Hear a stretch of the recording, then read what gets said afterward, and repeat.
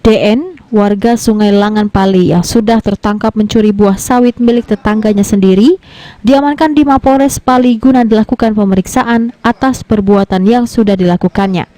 Tersangka bersama 3 orang temannya yang belum tertangkap sudah hendak melakukan pencurian buah sawit di kebun tetangganya dengan menggunakan 1 unit truk dan tojok yang merupakan alat pengangkat sawit. Namun aksi tersangka diketahui oleh pemilik kebun sawit sehingga langsung dilaporkan ke Polres Pali. Selanjutnya ditindaklanjuti oleh anggota Reskrim Polsek Pali dengan melakukan penangkapan terhadap tersangka DN. Menurut pengakuan tersangka, jika dirinya bersama 3 temannya yang masuk DPO polisi sudah 2 kali melakukan aksi pencurian buah sawit di kebun korban. Kenapa aku galak melok maling tuh? Cewek itu nggak ada bang. Ada apa bang? Gak apa duitnya? Bayar utang sama emak. Bayar utang sama emak itu.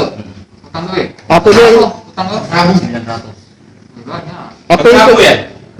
Apa? Utang duit. Utang duit. 900. Itu yang kau ambil apa dalam rumah tuh? HP itu bang. HP itu lah. Lihat mana tuh? Melon.